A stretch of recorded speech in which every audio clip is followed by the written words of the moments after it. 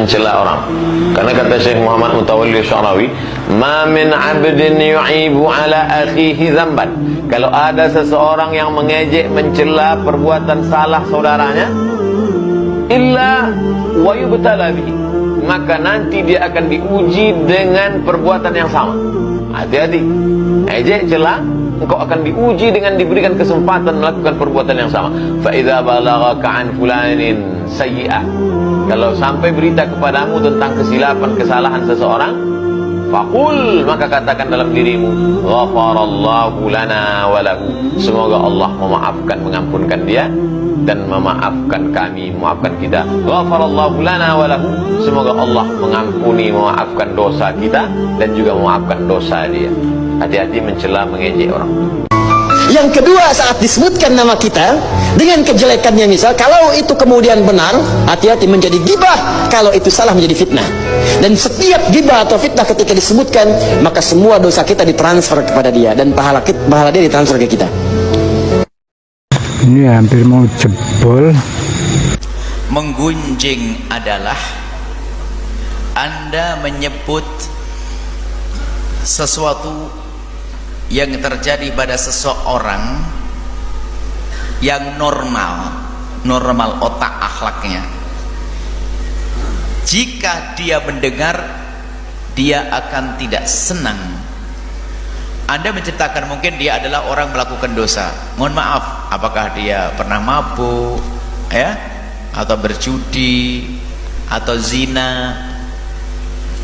Orang normal kalau berzina akan malu ketahuan orang. Orang normal kalau melakukan kesalahan malu ketahuan orang. Lalu Anda menceritakan, maka kalau dia mendengar akan marah pada Anda, maka Anda menggunjing. Biarpun itu terjadi, ya memang kalau benar terjadi itu menggunjing. Kalau itu tidak terjadi, nama fitnah, buhtan namanya. Makanya jangan biasa menyebut kejelekan seseorang. Bisa jadi dia sudah diampuni oleh Allah. Kenapa kamu obrol sana kemari? Sampaikan kepada yang bersangkutan, baru itu benar untuk menyelesaikan masalah. Jadi gunjing itu wilayah luas, makanya gunjing itu Masya Allah, di mimbar pun orang bisa gunjing. Oh, dosanya gede, termasuk dosa besar yang hampir tidak dicermati, nggak pernah ada amar ma'ruf nahi mungkarnya, itu yang gunjing. Kalau orang berzina digerebek, ya, orang berjudi stop, tapi menggunjing lancar jaya. Di mimbar pun bisa terjadi, hati-hati. Oh, dosa gede. Barang siapa yang mencari-cari kesalahan saudaranya, tetap Allah auratah, Allah akan bongkar aibnya. Wa yafdahu, dan Allah akan rendahkan di tengah rumahnya. Kita menggunjing di masjid, gunjing orang lain, hukumannya apa? Kita akan direndahkan oleh Allah, aib kita akan dibongkar di depan keluarga kita, lalu keluarga tidak bisa menghormati kita. Di dunia sudah terhina, sebelum di akhirat. Jaga kuping agar tidak mendengar omongan yang jelek. Dan jika ada perkumpulan menggunjing, maka termasuk rambu-rambu dalam sebuah perkumpulan, jangan ada yang boleh membicarakan kejelekan orang lain. Kalau ada perkumpulan kita membicarakan kejelekan orang lain, pilihannya dua, Anda usir dia atau tutup mulutnya.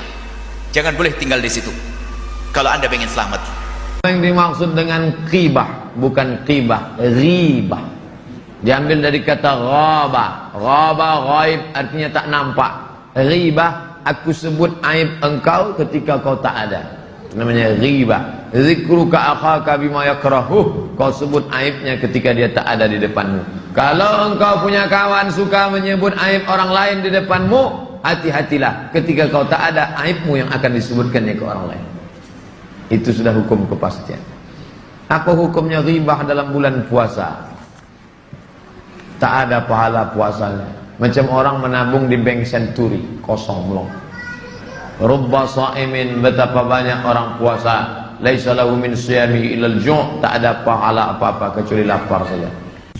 Banyak di antara kaum muslimin yang tidak menyadari kalau mereka terjerumus dalam dosa besar ini dan kena ancaman yang sangat luar biasa, baik itu hukuman di dunia, juga lebih parah lagi di alam barzakh kuburan, dan di neraka nantinya bila tidak bertaubat. Ghibah ini disebutkan dalam sebuah hadis tentang definisinya. Hadis ini hadis sahih diriwayatkan Imam Muslim nomor 2589. Beliau sallallahu alaihi wasallam mengatakan, atadruna mal ghibah? Apa kalian tahu apa itu ghibah? Qalu Allahu wa rasuluhu a'lam. Para sahabat mengatakan Allah dan Rasulnya lebih tahu. Qala dzikruka akhaka bima yakrah. Engkau menyebutkan sesuatu tentang saudaramu yang dia tidak suka untuk disebutkan. Qila, maka ditanyakan kepada Nabi SAW, Ara'aita in kana fi akhi ma aqul? Bagaimana ya Rasulullah kalau seandainya aku ucapkan itu sebenarnya ada pada dia, walaupun dia tidak suka, kekurangan kami misalnya, atau aib, atau apa saja. Qala in kana fima ma taqul, atau in kana fihi ma taqul faqad ibtabtahu. Kalau seandainya ada padanya apa yang sedang kau ceritakan itu, yang kau anggap layak untuk bisa disampaikan, maka kau telah menggibahnya. Wa in lam yakun fihi faqad bahattahu. Dan kalau seandainya tidak ada padanya, berarti kau telah memfitnahnya. Imam Nawawi rahimahullah menyebutkan dalam syarah Sahih Muslim di jilid 16 halaman 129, beliau mengatakan, ghibah adalah menyebutkan kejelekan orang lain saat ia tidak ada, saat pembicaraan terjadi. Cara ghibah bisa melalui lisan, tulisan, isyarat, bahkan isyarat itu dengan mata, tangan, kepala, atau yang semisalnya.